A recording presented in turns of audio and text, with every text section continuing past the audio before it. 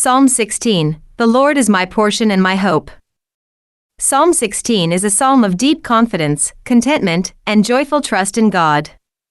It expresses a settled assurance that God alone is the source of safety, satisfaction, and eternal hope.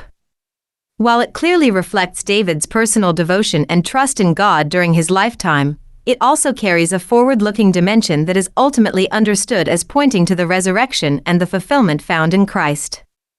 The psalm opens with a plea for preservation. Preserve me, O God, for in you I put my trust. From the outset, David identifies God as his sole refuge and security.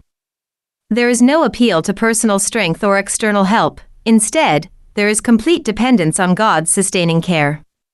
He then adds, My goodness is nothing apart from you, emphasizing that all true goodness and stability originate in God alone. This establishes a foundational theme. Life finds its true grounding not in self-sufficiency, but in reliance on God. The focus then shifts to relationships and worship. David expresses delight in the people of God, calling them the excellent ones, while simultaneously rejecting the worship of false gods. This contrast highlights that devotion to God reshapes both community and allegiance. Faith is not isolated. It forms bonds with those who share trust in God and separates from practices that turn away from Him. Worship, therefore, is not merely ritual but a matter of exclusive loyalty. A central declaration follows, O Lord, you are the portion of my inheritance and my cup. Here, God Himself is described as David's ultimate possession and greatest treasure.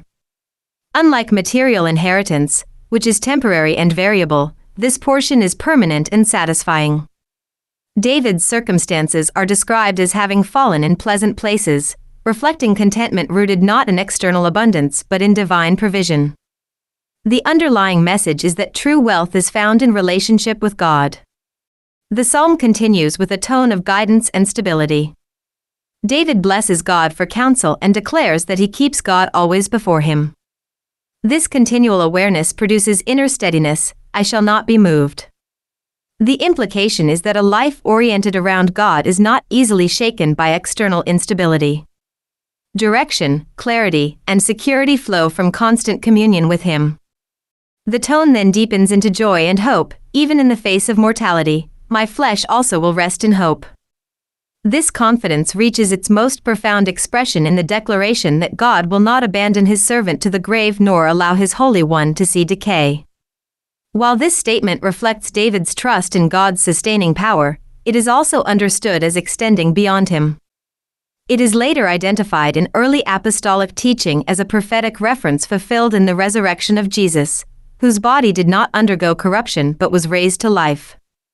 In this way, the psalm carries both personal assurance and a greater redemptive fulfillment. The conclusion of the psalm rises to a climax of joy. In your presence is fullness of joy. At your right hand are pleasures forevermore. Here, the ultimate destination of human longing is described. True joy is not temporary or partial but complete and enduring in the presence of God. It is a joy that transcends death and points toward eternal communion with Him. Taken as a whole, Psalm 16 presents a progression from trust to contentment, from guidance to unshakable hope, and finally to eternal joy. It teaches that when God is recognized as the highest good, life becomes secure even in uncertainty, and hope extends beyond death itself. In its fullest sense, it anticipates the resurrection and the promise of everlasting joy in God's presence through Christ. Psalm 16, a Michtam of David. Preserve me, O God, for in you I put my trust. O my soul, you have said to the Lord, You are my Lord. My goodness is nothing apart from you. As for the saints who are on the earth, they are the excellent ones in whom is all my delight. Their sorrow shall be multiplied who hasten after another God. Their drink offerings of blood I will not offer, nor take up their names on my lips.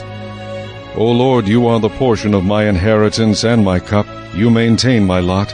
The lines have fallen to me in pleasant places. Yes, I have a good inheritance. I will bless the Lord who has given me counsel. My heart also instructs me in the night seasons. I have set the Lord always before me. Because He is at my right hand, I shall not be moved. Therefore my heart is glad, and my glory rejoices. My flesh also will rest in hope. For you will not leave my soul in Sheol, nor will you allow your Holy One to see corruption.